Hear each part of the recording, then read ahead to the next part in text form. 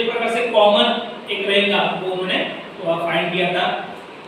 Next है इन 1784 में sir William Jones नाम के आदमी ने कौन सर विलियम जोन्स नाम के आदमी ने कब 1784 में क्या करते वो एशियाटिक सोसाइटी इन कोलकाता में फाउंड करते इन कोलकाता में वो फॉर्म करते हैं।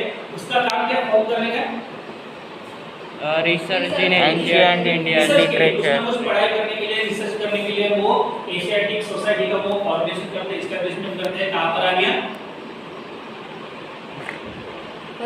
कोलकाता में। कहां पर कोलकाता में। कौन William Jones sir William Jones. करो दिमाग में फिट कर दो सर जॉन विलियम 1784 कलकत्ता में इसलिए है फॉर रिसर्च लिख सकते for research literature in ancient Indian literature मतलब हमारा जो एंशिएंट लिटरेचर है और हिस्ट्री है उस पे रिसर्च करने के लिए उसमें पढ़ाई करने के लिए उन्होंने वो एशियाटिक सोसाइटी का फाउंडेशन किया है। नेक्स्ट अभी सबसे इम्पोर्टेंट या सबसे जिसका नाम लेते हैं हमारे ओरिएंटलिस्ट स्कॉलर में से वो है Max Muller Friedrich Max Muller. इन्होंने बहुत बड़ा कंट्रीब्यूशन दिया है या बहुत बड़े वो इम्पोर्टेंट स्कॉलर हो चुके हैं थ्रू द हमारे पॉइंट ऑफ मतलब इंडियन पॉइंट ऑफ व्यू। तो उन्होंने क्यों इतना बड़ा क्या काम किया है तो Sanskrit was the most important language उन्होंने बोला है बराबर है। मोस्ट एंशिएंट लैंग्वेज मतलब सबसे पुरानी जो लैंग्वेज है उनमें से संस्कृत लैंग्वेज हुई होगी मतलब हुई होगी ऐसा उन्होंने कहा है। इधर में अपना पहला पॉइंट। उसके बाद है he was deeply interested in Sanskrit literature मतलब उनको बहुत ज़्यादा गहरा लगाव था लिटरेचर से हमारे संस्कृत लिटरेचर से deeply interested. he was the first translated उन्होंने संस्कृत लिटरेचर को इंग्लिश में कन्वर्ट करने का काम ये पहले आदमी थे। ठीक है फ्रेडरिक मैक्स मुलर हितोपदेश मतलब हितोपदेश नाम का जो हमारा संस्कृत लिटरेचर है हितोपदेश नाम का जो हमारा संस्कृत लिटरेचर है उसको कन्वर्ट करने का काम मतलब इन्होंने सबसे पहले किया है। He was the editor of 15 volumes of the sacred books of the east. जितने भी ईस्ट में मतलब हम इंडिया को छोड़कर बाकी जितने भी कंट्रीज हैं उनके जो 50 बुक्स या 50 वॉल्यूम को लिखने का काम इन्होंने किया है। ठीक है he was the editor of the 15 volumes of the sacred books of the east. He also compiled Rigveda. कितने वेद हैं हमारे इंडिया में 7। कितने वेद हैं 4 वेद हैं। कितने हैं 4। पहला ऋग्वेद दूसरा आयुर्वेद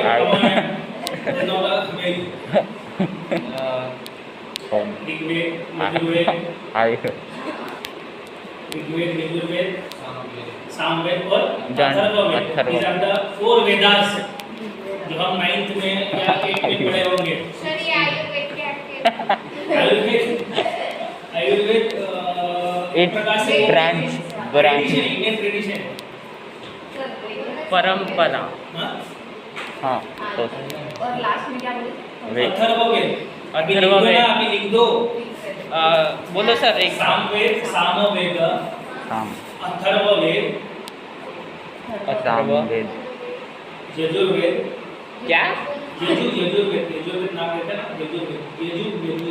यजु और ऋग्वेद जो टेक्निक में आयुर्वेद अबे आयुर्वेद ये ऋग्वेद ट्रेडिशन है।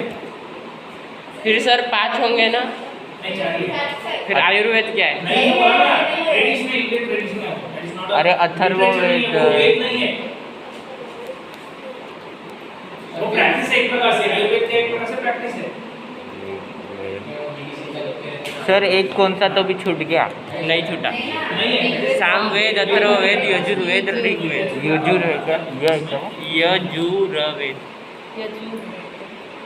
तो ऋग्वेद को पब्लिश करने वाले ये सबसे पहले या ये इम्पोर्टेंट आदमी थे। He was also compiled Rigveda which was has been published in 6 volume में उसको कन्वर्ट कर दिया उसको पब्लिश करने का काम इन्होंने किया था। एंड लास्ट टाइम है ही ट्रांसलेटेड ऋग्वेदा इन जर्मन में उन्होंने ट्रांसलेशन किया है ऋग्वेद का। ठीक है एक बार फिर से रिवाइज करेंगे सर विलियम जोन्स का नहीं फ्रेडरिक मैक्स मुलर का हाँ क्या बोलते हैं, क्या किया इन्होंने, एक बताओ। संस्कृत में संस्कृत ये सबसे मोस्ट एंशिएंट लिटरेचर है, दोनों में से इंडो और यूरोपियन में से सबसे मोस्ट एंशिएंट मतलब सबसे पुरानी भाषा है, ये उनका कहना था, पुराना लिटरेचर है।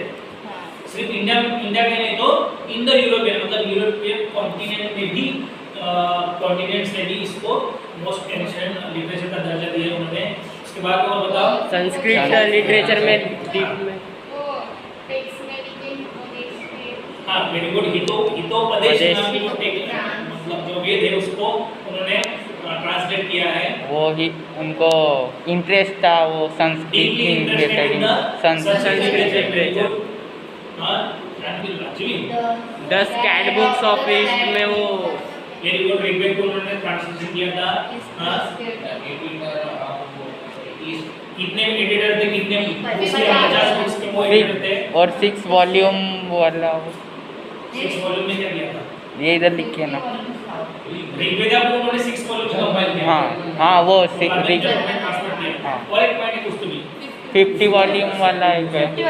हाँ वो वही है कि सैक्रेड बुक्स को उन्होंने एडिटेड किया, तो वो किसके थे, the sacred books of the east, ठीक है। एंड लास्ट में देखो लेटली एडवर्ड सेड नाम के एक स्कॉलर थे, उन्होंने क्या बताया है, हैज रीइवैल्यूएटेड